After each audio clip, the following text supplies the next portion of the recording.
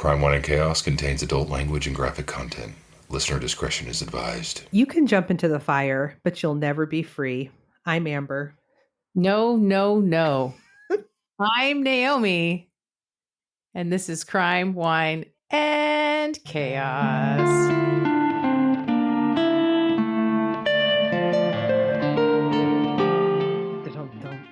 Yeah. A song with Naomi's epic air drum solo. It's an epic drum solo. Oh, it is. It's a long one. Yeah. That's a classic. You know what? We've been on a roll lately with this is your second Nilsson Schmilsson song. One of my favorite albums of all time. It's top to bottom. Yeah. The whole thing. Yeah, every song. Mm-hmm. Yep, whole album. It's fucking great. Oh, so love good. it. Yeah. What's going on with you, sister? Thank you for asking. Absolutely nothing. I just did a quick trip to the dentist to get Just a quick trip to get fitted for a mouth guard. Ew. Are you grinding your teeth in your sleep, sister? Apparently. Are you grinding them down to smooth, unusable surfaces? Yeah. Like even in my sleep, I'm anxious and stressed out. Sister. So bad. Oh, I'm sorry. That's okay. But I'm glad you're taking care of yourself. Thank you. Yeah, that's my big news for the day. That's what I went and did. My God, what a joke. It's bigger news than I've got. I got nothing. We recorded 2 days ago. Nothing's changed in 2 days. Good. Everything is status quo. You know how much I love predictability. It's true. Yeah. Well, yeah, it helps reduce the anxiety, less grinding in your sleep. Yep. Okay. Maybe we need to just like Freaky Friday life swap or something. Maybe that's what I need. Oh my God. What you need is you just need to channel your inner Naomi because there is a piece of you. I know. There is a piece of you. We are related. You do have a part of me in you somewhere. I know. I got to look out through my third Naomi eye. Mm-hmm. You must chill. God, you must chill. Oh my gosh. Okay, I'm working on that. Are you drinking something today? You haven't been drinking for a while because you've been, on a health kick. Because of the Rona.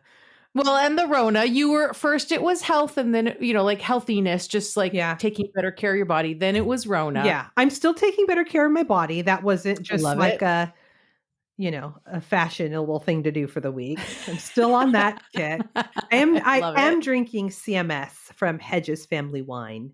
It's a deep red. Okay. Also, it's open because I have a red sauce going in my crock pot.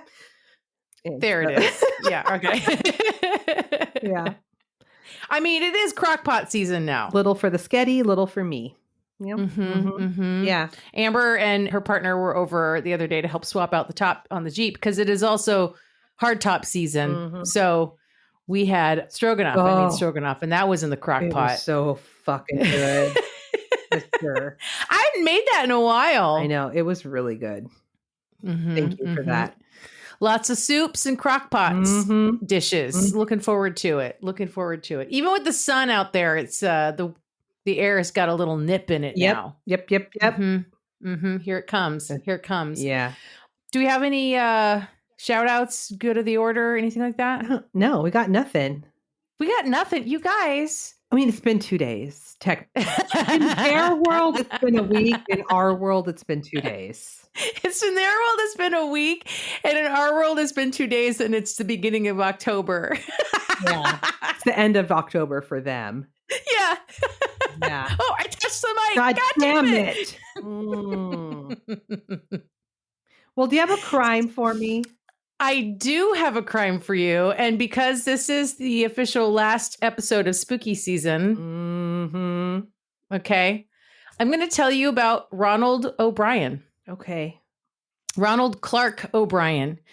He was 30 years old in 1974, living in Deer Park, Texas, with his wife, Daneen, and their 2 small children, 8-year-old Timothy and 5-year-old Elizabeth. Okay. Ronald was an optician. That's the one who does the fitting of the eyewear after you get your prescription from the optometrist. Oh, okay. And he worked at Texas State Optical in Sharpstown. Now, this is all in the greater Houston area. Okay. Okay. Ronald was also a deacon at the Second Baptist Church, where he sang in the choir, and he ran a local bus program. Oh. On Halloween that year, in 1974, I wish you could see Amber's face when I said that.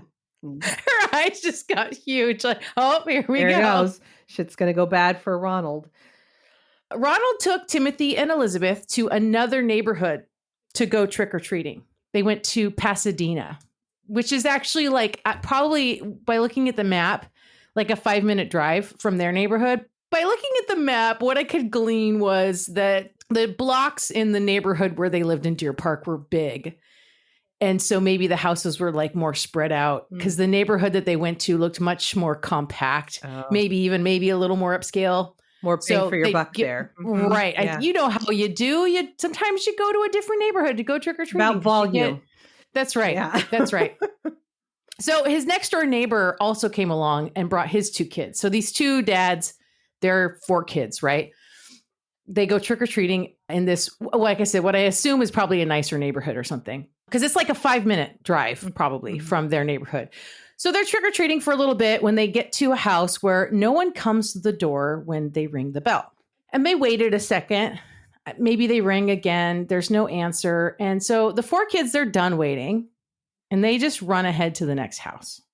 And the other dad kind of follows the kids. And Ronald stays back. Presumably didn't knock again or give it one more minute or for someone to answer or something. And eventually he catches back up with the group.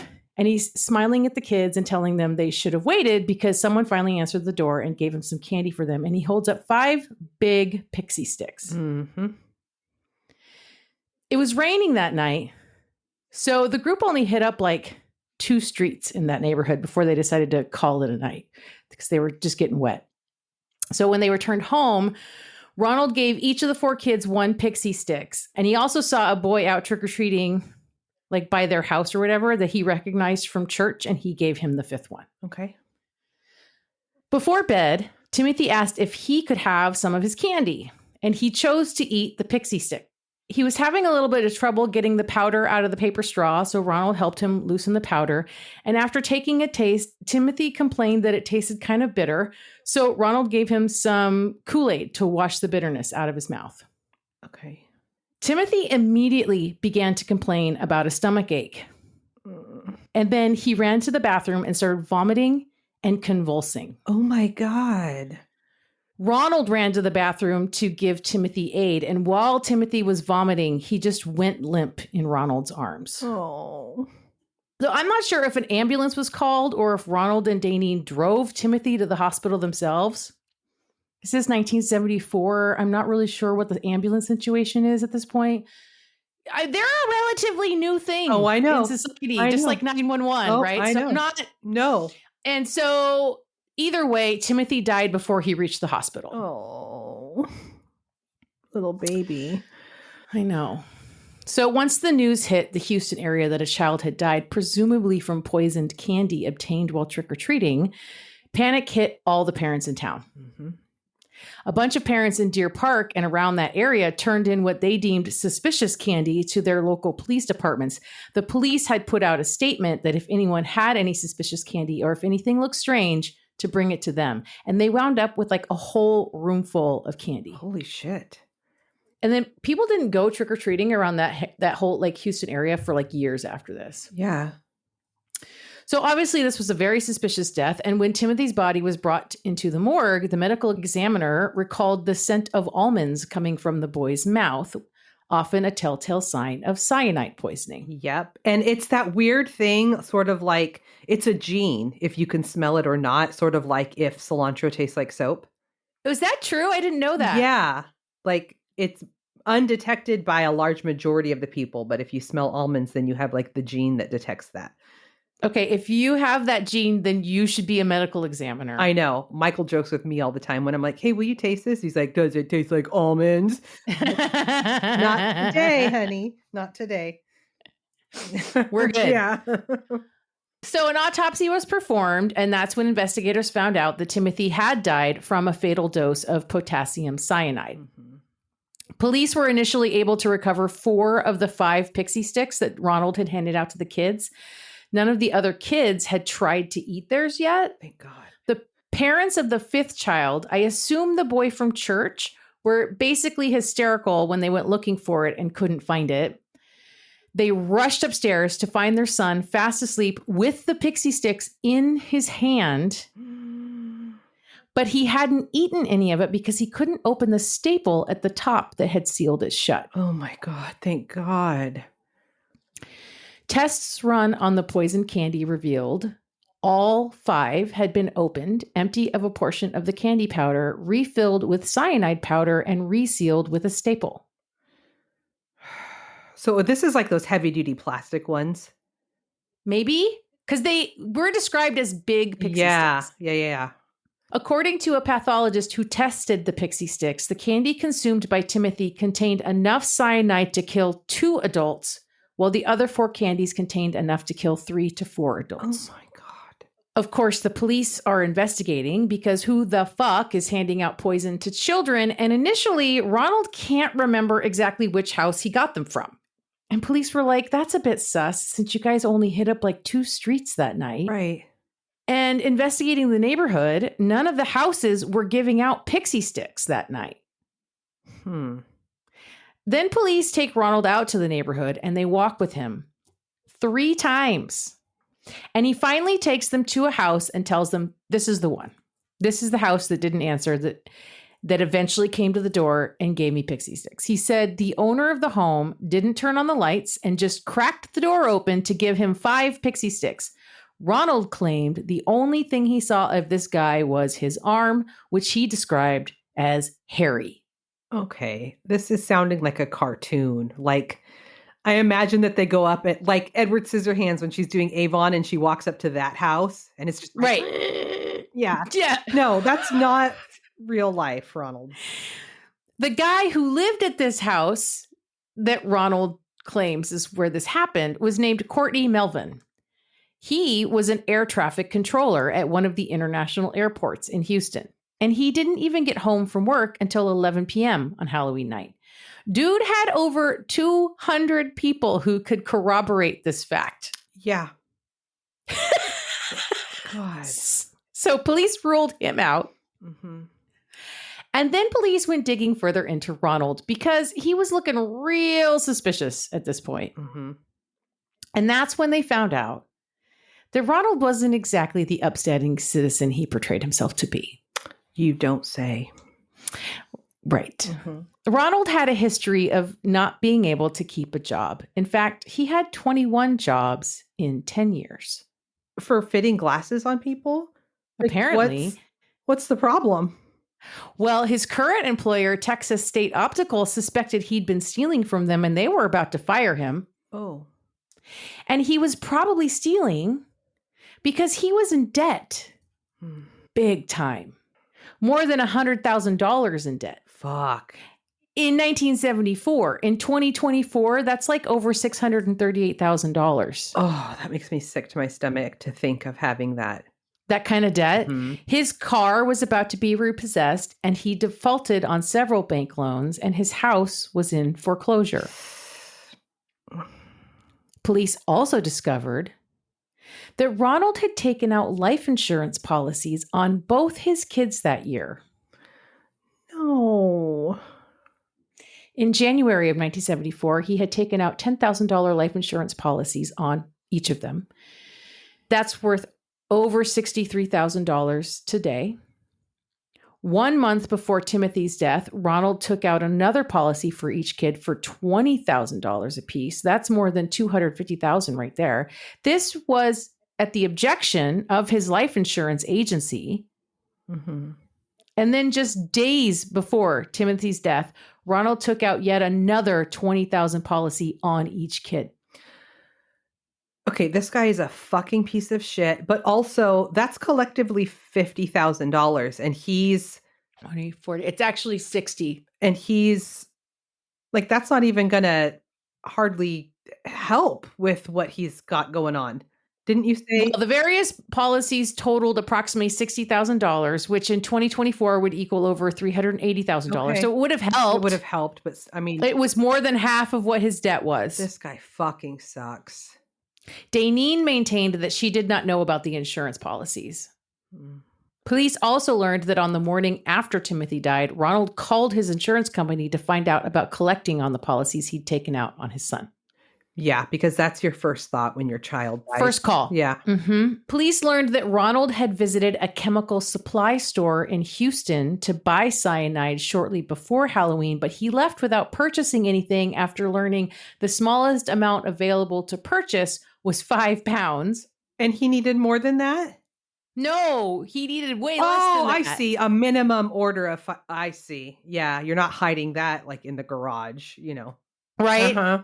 The man from the store said he couldn't identify Ronald, but he remembered that his customer was wearing a beige or blue smock, like a doctor, which as an optician was exactly the uniform Ronald wore to work. All this together painted a picture that led police to suspect that Ronald O'Brien had laced the candies with poison in an effort to kill his children to collect on their life insurance policies. They believed that he gave the other children poisoned candy in an effort to cover up his crime.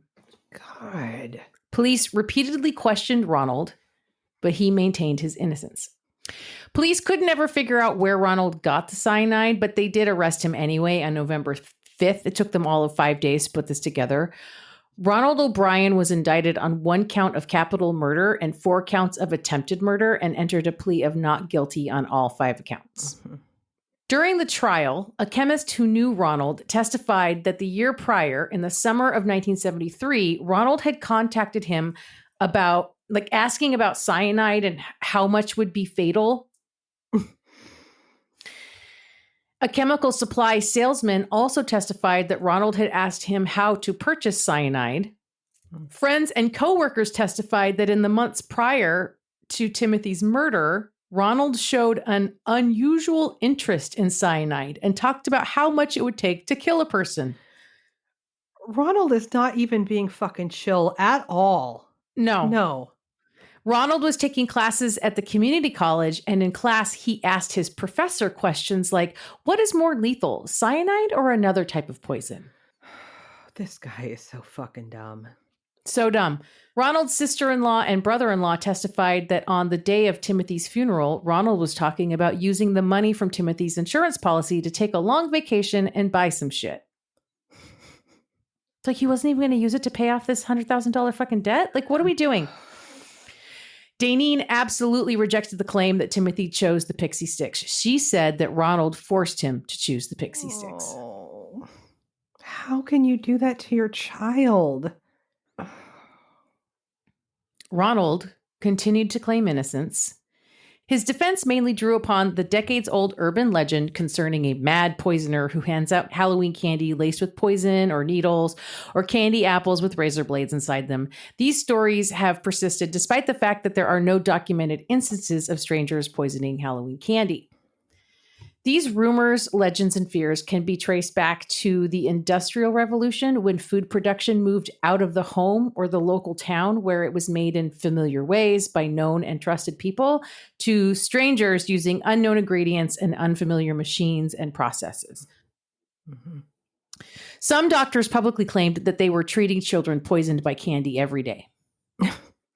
If a kid came in sick and had eaten candy, the candy was usually assumed to be the cause, but no cases of illness or death by candy were ever proven true. In the 1890s and 1900s, the U.S. Bureau of Chemistry, in partnership with state agencies, tested hundreds of kinds of candy and found no evidence of poisons or adulteration. These tests did reveal there were a bunch of sugars from corn syrups in the cheap candies, that some candies contained trace amounts of copper from uncoated copper cooking pans, and that coal tar dyes were being used for coloring. But they did not find any evidence of the many types of poison, industrial waste, garbage, or other crap that was alleged by the public to be in mass-produced candy. Right. I mean, that other stuff is pretty fucking gross, though. I mean, it's gross, but copper from the cooking pan, you could do that. That could happen at home. That's true. And lots of people use corn syrup in things when they cook at home. Mm-hmm. And dyes. I mean, there's all kinds of bad reasons not to use dyes, but they're not it's not lethal. And it's not these weird, it's not cyanide. Yeah. It's not random industrial waste chemicals and shit. You know what I mean? Totally. Yeah. But eventually, when the kids got sick from candy, it was widely accepted that they just ate too much.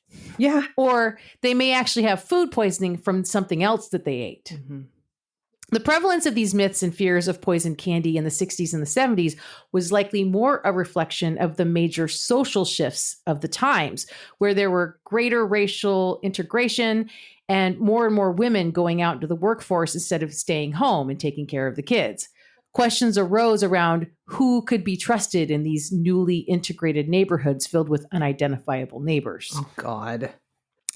Joel Best, a sociologist at the University of Delaware, specializes in the scholarly study of candy tampering legends. Fun. God. Okay. That's a job. That's a job. He made it himself, I'm sure. He collected news reports from 1958 to 1983 in search of evidence of candy tampering. Fewer than 90 instances might have qualified as actual tampering.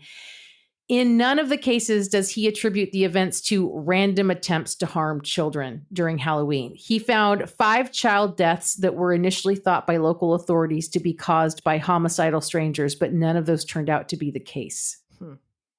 In 1959, a California dentist, William Shine, gave candy-coated laxative pills to trick-or-treaters. He was charged with outrage of public decency and unlawful dispensing of drugs. In 1964, a disgruntled Long Island, New York woman gave out packages of inedible objects to children who she believed were too old to be trick-or-treating. The packages contained items such as steel wool, dog biscuits, and ant buttons, which were clearly labeled with the word poison. Though nobody was injured, she was prosecuted and pled guilty to endangering children. She sounds like an asshole. God. Yeah. Okay. She was a jerk, but she wasn't trying to murder children. It's like a couple steps removed from like handing out boxes of raisins. Yeah. You know just what I turn mean? your porch light off if that's what you're fucking bringing. Right. Yeah. Just bow out. Don't be a dick. The same year saw media reports of lye-filled bubblegum being handed out in Detroit and rat poison being given in Philadelphia, although these reports were never substantiated to be actual events. Despite these claims of poisoned candy being eventually proved false, the news media promoted the story continuously throughout the 1980s, with local news stations featuring frequent coverage. During this time, cases of poisoning were repeatedly reported based on unsubstantiated claims or before a full investigation could be completed and often never followed up on. The one-sided coverage contributed to the overall panic and caused rival media outlets to issue reports of candy tampering as well. Mm-hmm. I remember Mom and Dad looking through each piece of candy before we could eat anything. Yeah, we had to go through every single piece. Mm-hmm. Yeah. Look for like holes where somebody might have like jabbed a needle and shoved a bunch of poison in there. Right. So, God. By 1985, the media had driven the hysteria about candy poisonings to such a point that an ABC News Washington Post poll found that 60% of parents feared that their children would be injured or killed because of Halloween candy sabotage. Oh, God. Well, yeah, of course they think that. Right. Due to their fears, parents and communities restricted trick-or-treating and developed alternative safe events, such as trunk-or-treat events held at Christian churches. This collective fear also served as the impetus for the safe trick-or-treating offered by many local malls. Because there's not nefarious people at the churches or the mall. Right. Yeah. It's only strangers that want to harm your children. Right. Not their pastor. No, we know they're safe. We know they're safe. And it's super safe to wander around a mall. It's not their scout leader. No, it's no. Didn't you say this guy was I almost said beacon. Deacon? A deacon. A beacon of hope. Yeah. A deacon at his church. Yeah. Yeah. Okay. This story also promoted the sale of individually wrapped brand name candies and discouraged people from giving homemade treats to children. I mean, that I could get on board with only because, like, I'm a germaphobe and, like, who knows? I hate potlucks. You know, I fucking hate potlucks. I'm just like 6 of one, half a dozen of the other. I don't know. Almost, well, I mean, when you look at how often and how much shit on a regular basis now is like massively recalled across this country because of the way that food is mass produced and what happens when it's mass produced. That's true. I'm just saying, like, it's like you're damned if you do, you're damned if you don't. At this point, I trust people more than I trust manufacturers. Mm-hmm. Almost all tampering cases, at a rate of 1 or 2 per year, involved a friend or family member, usually as a prank. Almost all of those involved sharp objects rather than poisoning. 3/4 of them resulted in no injuries, and the rest resulted in only minor injuries. No child has ever been killed by eating a Halloween candy from a stranger. Right. Ever. The years we spent I inspected Jade's candy when she was little. I know. And the myth distracts parents from the primary safety risk on Halloween, which is cars. Mm-hmm. In the US, children ages 4 to 8 are 10 times as likely to be killed by a car on Halloween than on any other day of the year. Yeah. Children of all ages, 0 to 17, are 3 times as likely to be killed by a vehicle on Halloween than during the rest of the year. I was like a brand new driver in my Mercury Crappy. Oh, the Crappy. Such good times. Such good times. And I was driving from Casey's house back to our house, which is not very far. Mm-mm. It's like a full neighborhood only drive, basically. Yeah.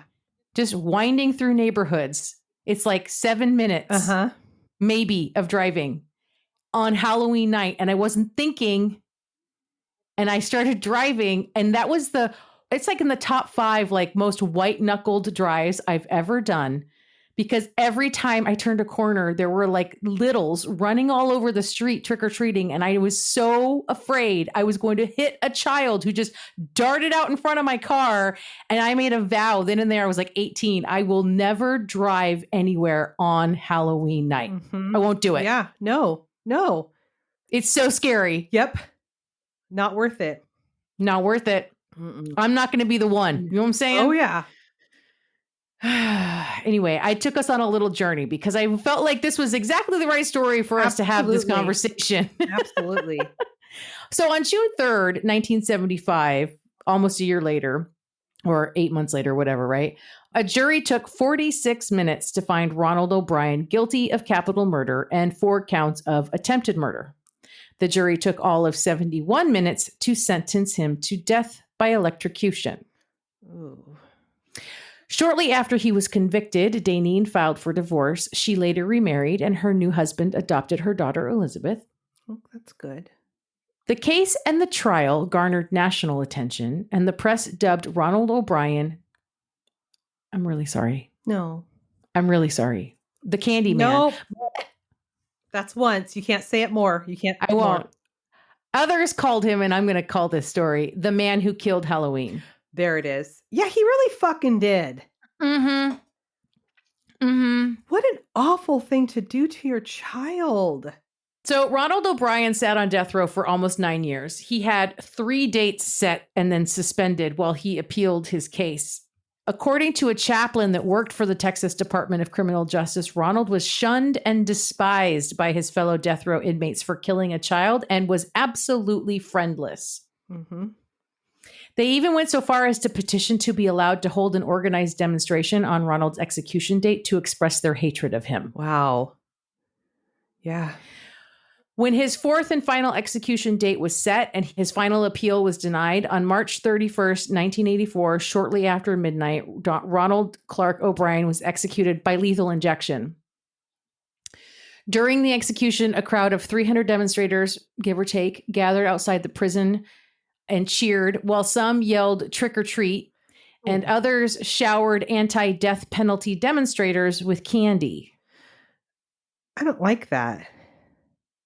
Ronald O'Brien never admitted his guilt. He insisted he was innocent, even with his final words before the state killed him. Dude. Wow. And that is the true story of the man who killed Halloween. Thanks a lot, Ronald. Mm-hmm. Fuck. Mm-hmm. What an awful thing to do to your little tiny kiddo. Yeah. Oh. And what a horror. I mean, just like what a a horrific way to die. Yeah. It sounds, I mean, and the thing is, like, people don't think about that. Like, to me, when I hear about, like, poisoning is one of, like, I mean, not that there's, like, good ways to die, but, like, a lot of poisons are, like, really violent. They're very violent. Yeah. And prolonged. Yes. A lot of suffering. Yes. It's awful. Oh, God. And not only that, but not only was he trying to kill both his own kids, but he put 3 other children at risk. He would have killed 5 if he, yeah, it's, oh my God. He could have killed 5 kids. Because of his debt. Yes. Dude. Ugh. Yeah. That's fucking dark. Right? I hate that guy. Same. Okay. Well, I don't have a palate cleanser.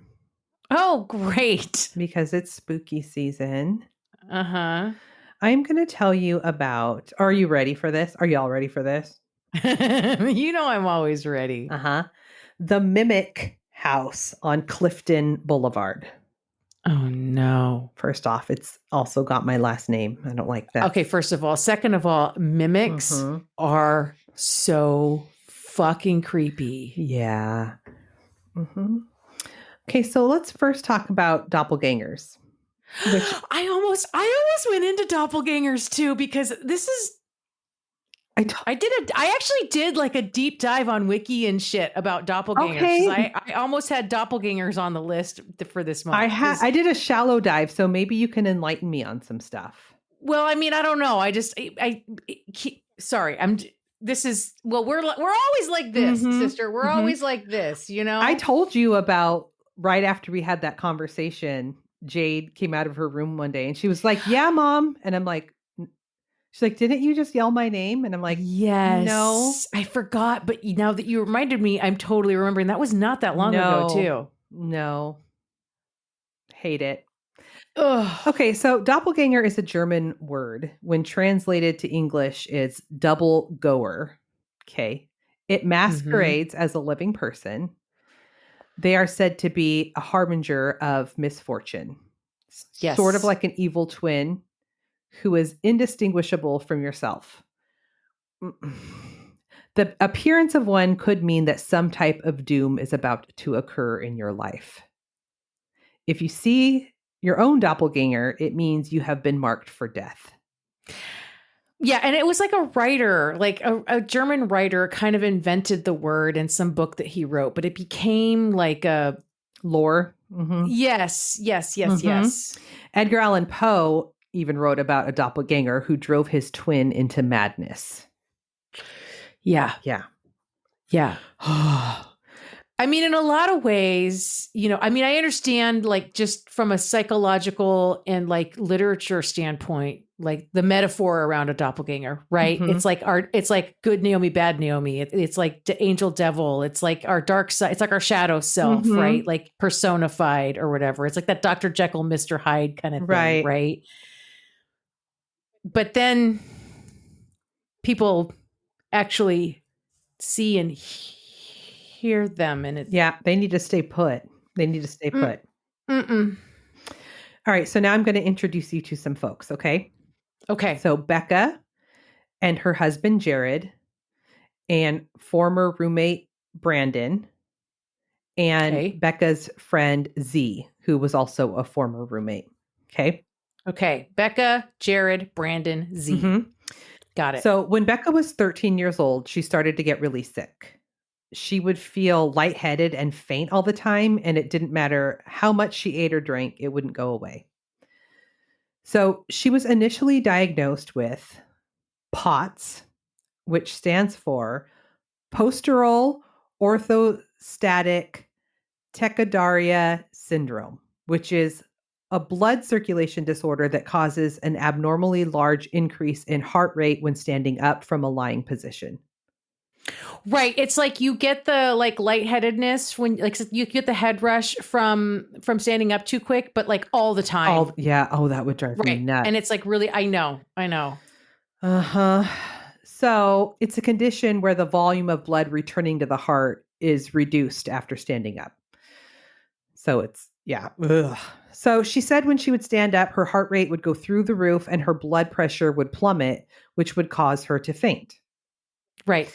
So she's given a heart monitor that she wears on her wrist that will allow her to know when her heart rate has spiked and the blood pressure has dropped so that she can stay put, not get up and faint. Mm-hmm. So this made it really rough for Becca, who was in high school at the time that she got this device, because she was wearing this weird device that would sometimes go off in class and right. just being... It sucks to be different in high school. For sure. At all. Yes. Mm-hmm. So after high school, she decides to go to the local community college where her mom happened to work. And this is when she started to go out and try to meet new people, make a new friend group, all the kinds of things, Yeah.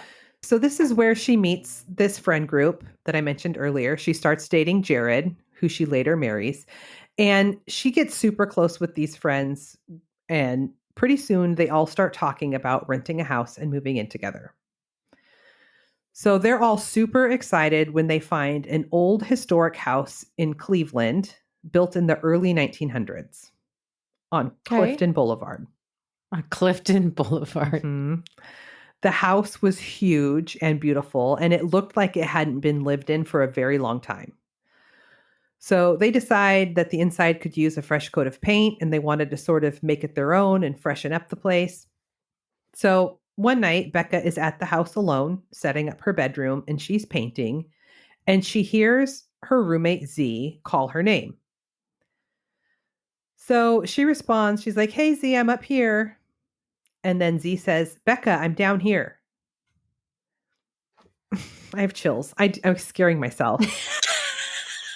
Again. Of course you are. Uh-huh.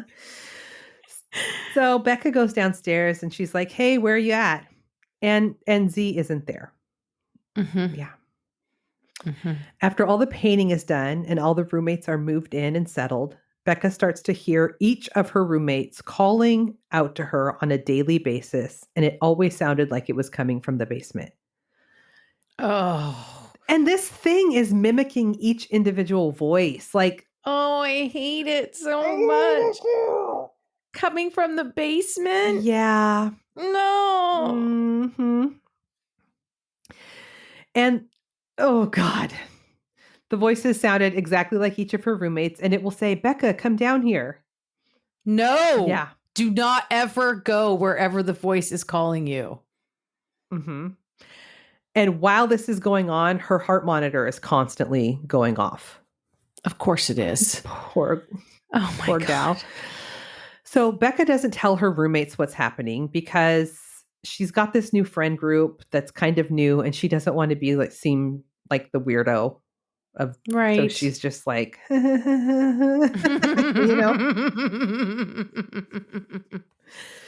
Yeah. So one night, Jared stays overnight with Becca, and he wakes up in the middle of the night to someone calling his name, and it sounds like Z. And this voice says, "Hey, Jared, are you there?" Chilies. Oh my God. So he gets out of bed and goes downstairs. Oh no. Well, Jared. This is technically 4 levels. There's an attic, there's the upstairs, main floor, basement. So he's upstairs. So he goes downstairs to the main floor. And he's trying to find Z. And Z is saying, "Jared, come here. Come here." So he wakes Becca up and tells her what happened. And she's initially relieved that it isn't just her. Right. But she said that was immediately followed by, "Oh shit," because that means that something really is going on. Right. My hair is standing up. I can see it. It's a lot of hair, you guys. You don't even know. In a wind tunnel. Yeah. She's got this Marge situation happening. Oh my God, now. I wish. Sorry. No, it's okay. So it's at this. I'm uncomfortable. I'm uncomfortable too. It's okay. Spin around in your chair for a while. Just stare up. Just disassociate. That's what I do. So at this time, Brandon decides that he wants to move into the house. And Becca was like, they don't have any bedrooms left. And so Brandon asks about the basement. Oh, no. Mm-hmm. Wait, aren't they dating? Why would No, she's dating Jared. Oh, right. Brandon is one of the other names that I mentioned early on. Right. Okay. Got you. So again, this is her new friend group. She doesn't want to tell Brandon that the basement is like haunted, and then he, you know. I'm sorry. I mean, I understand, but at the same time, I'm like, a good friend would disclose. For sure. But she was afraid that it would sound so outlandish that she was just thinking of reasons why she didn't want him there. And she didn't. But Jared had already heard it too. Yeah. Yeah. Mm-hmm. Also, I'm confused. So is it just her and Z that are living there? At first? I think there was some other people living there, but they don't want any part of this. But it was all gals. Jared would stay overnight because he's her boyfriend. Got it. Because you said Jared stayed overnight. I was like, wait, if the friend group was these 4, why is he staying the night? I thought he lived there. No. Okay. So, got you. So she doesn't want to tell Brandon no. So he moves in and he lives in the basement. Oh, God. Shortly after Brandon moves in, he has this experience where Becca comes down to the basement and they are interacting, but Becca is being weird and like overly flirty and almost like wanting sexy time with him. And he's like, what the fuck? And according to him, right after that, it almost looks like she turns into some sort of zombie and then crumbles away. Oh, I hate it so much. I have chills. What the fuck? So he's fucking terrified. He leaves and refuses to ever go back into that house. Yeah. Uh-huh. Yeah. He tells Becca what happened and that this thing that has been able to mimic their voices is also now mimicking her appearance.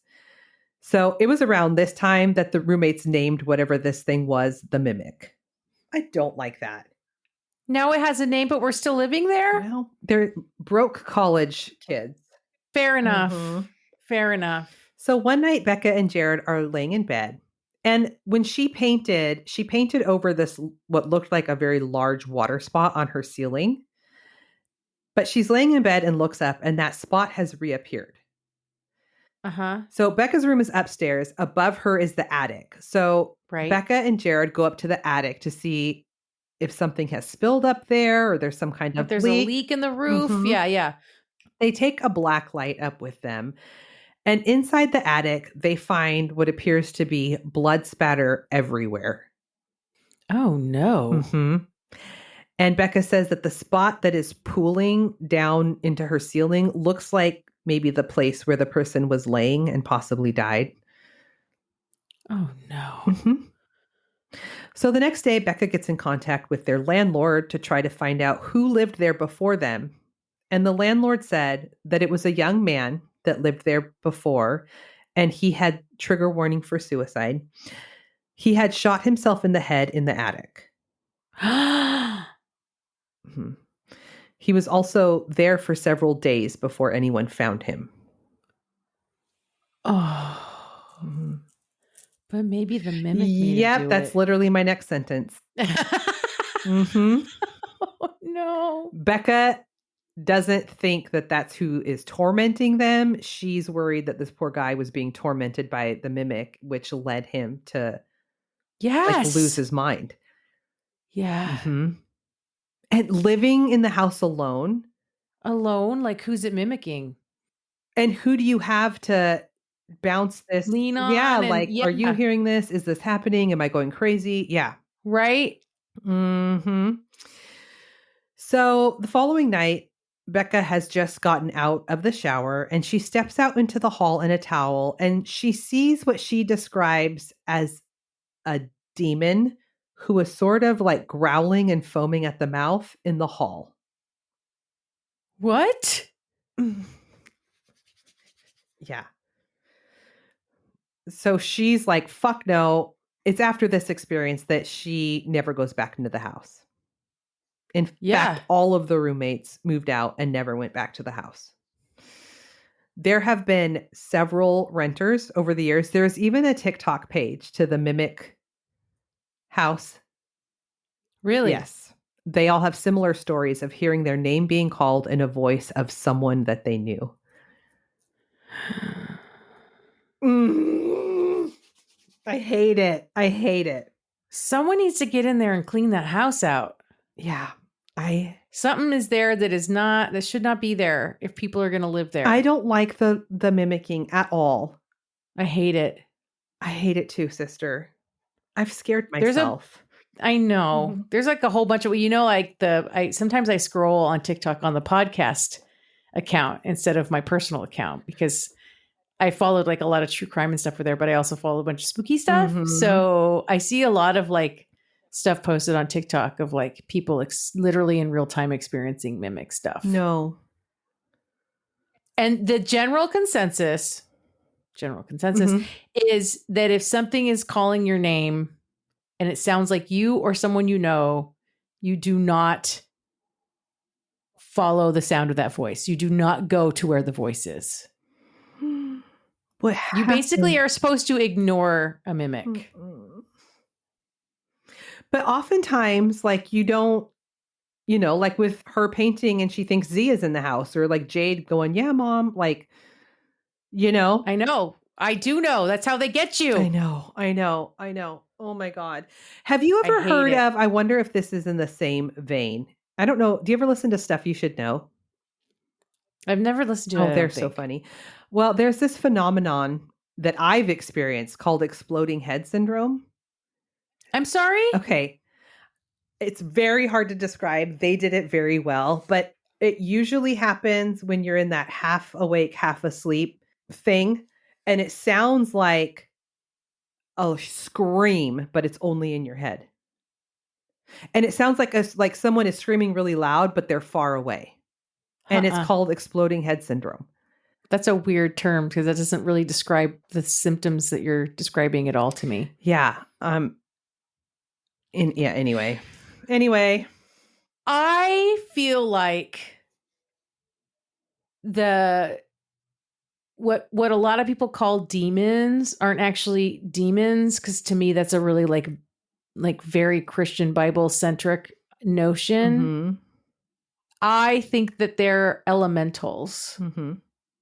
which is like a more indigenous concept, but they are entities that exist that have never been in human form. Oh, okay. Right.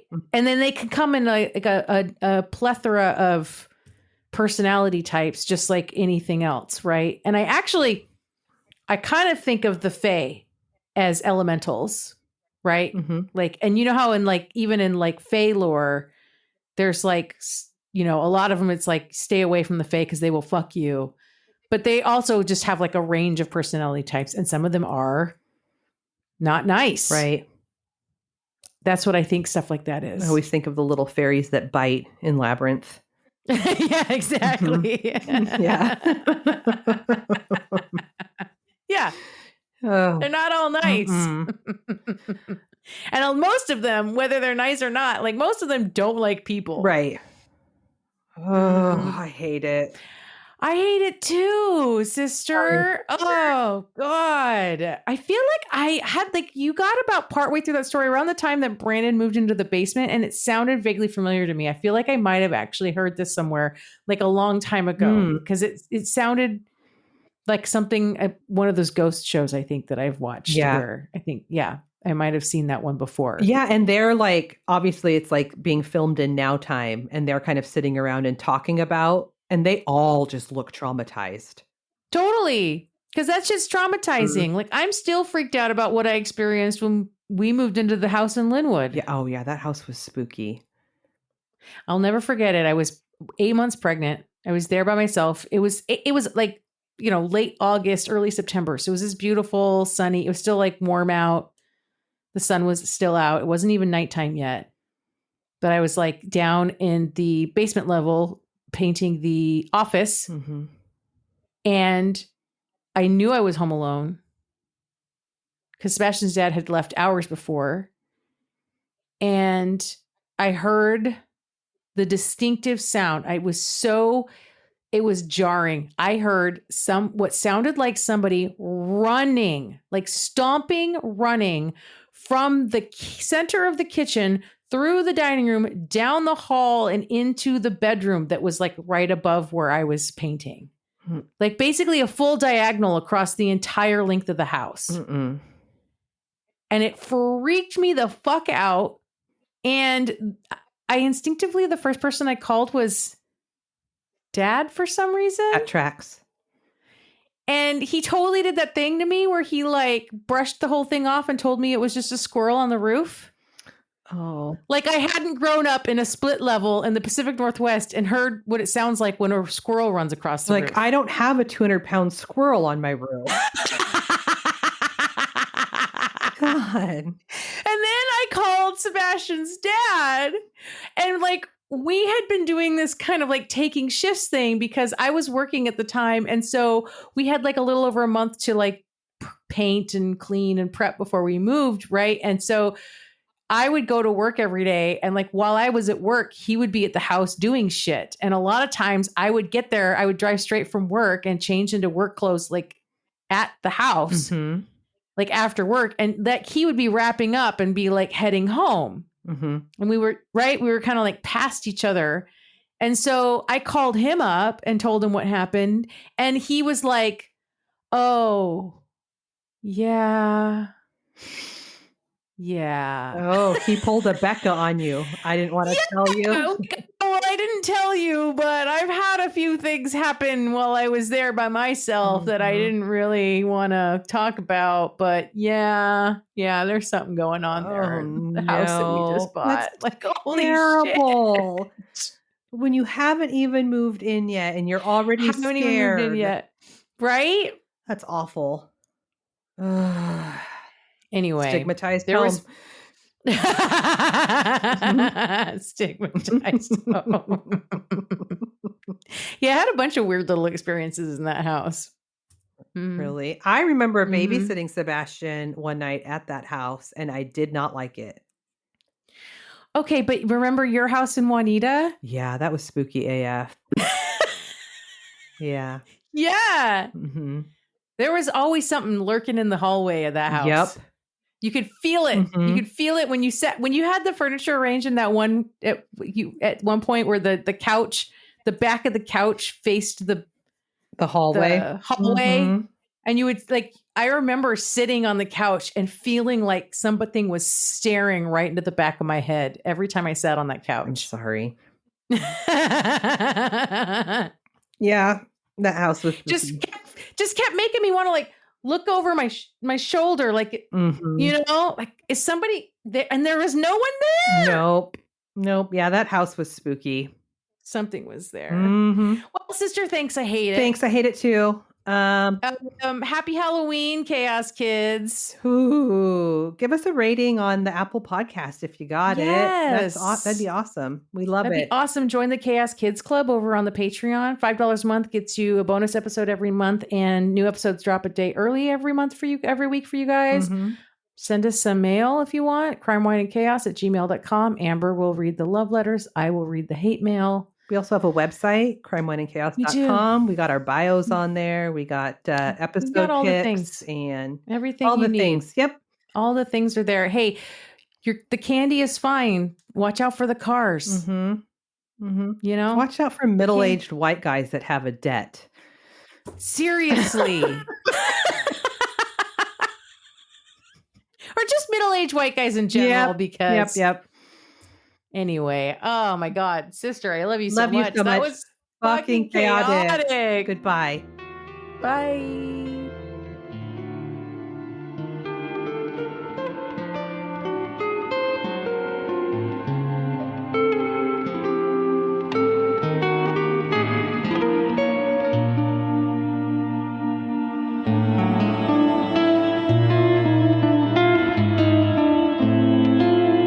Crime, Wine, and Chaos is produced by 8th Direction Records. Artwork by Joshua M. Davis. Music by Paul Abner.